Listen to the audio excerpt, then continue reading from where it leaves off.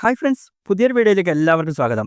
ഇന്നലെ SEBI unlisted shares by ചെയ്യുന്നതുമായി ബന്ധപ്പെട്ട് ഒരു ഇൻവെസ്റ്റേഴ്സിന് ഒരു വാർണിംഗ് ഇറക്കിയിരുന്നു. അതിനെക്കുറിച്ചാണ് നമ്മൾ ഇന്ന് ഡിസ്കസ് ചെയ്യാൻ പോകുന്നത്. ഇന്ന് അൺലിസ്റ്റഡ് ഷെയർസ് ബൈ ചെയ്യാൻ പറ്റുന്ന പല പ്ലാറ്റ്ഫോംസും അവൈലബിൾ ആണ്.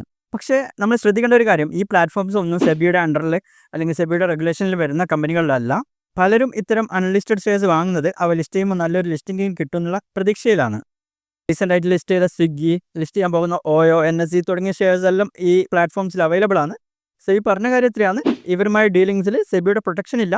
അതുകൂടാതെ എക്സ്ചേഞ്ച് വഴിയുള്ള ട്രാൻസാക്ഷൻ നടക്കുന്നില്ല. അതുകൊണ്ട് തന്നെ ആ ഒരു സേഫ്റ്റി നമുക്കില്ല.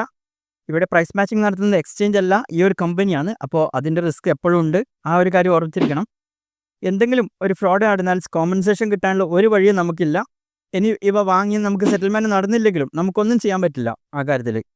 നമ്മുടെ പണം, കിട്ടാൻ പോകുന്ന ഷെയർസ്, നമ്മുടെ പേഴ്സണൽ ഡാറ്റ, എല്ലാ കാര്യത്തിലും നമ്മൾ റിസ്ക് ചെയ്യുകയാണ് ഇങ്ങനെ അൺലിസ്റ്റഡ് ഷെയർസ് ഈ പ്ലാറ്റ്ഫോം വഴി വാങ്ങുമ്പോൾ. ചിലപ്പോൾ ഒന്നും സംഭവിക്കില്ലായിരിക്കാം, പക്ഷേ ഒരു റെഗുലേറ്റർ എന്ന നിലയ്ക്ക് സെബി അത് പറഞ്ഞേ പറ്റൂ. അപ്പോൾ ഇതുപോലുള്ള അൺലിസ്റ്റഡ് ഷെയർസ് ഇതുപോലുള്ള പ്ലാറ്റ്ഫോമുകളിൽ നിന്ന് വാങ്ങുമ്പോൾ ഇത്തരം കാര്യങ്ങൾ തീർച്ചയായും ശ്രദ്ധിക്കേണ്ടതാണ് നമ്മൾ. അപ്പോൾ ഇത്തരം കാര്യങ്ങളാണ് ഇന്നത്തെ വീഡിയോയിൽ പറയാനുള്ളത്. ഇതുപോലുള്ള ലേറ്റസ്റ്റ് ന്യൂസിനായി ചാനൽ സബ്സ്ക്രൈബ് ചെയ്യുക, കൂട്ടുകാർക്ക് ഷെയർ ചെയ്യുക.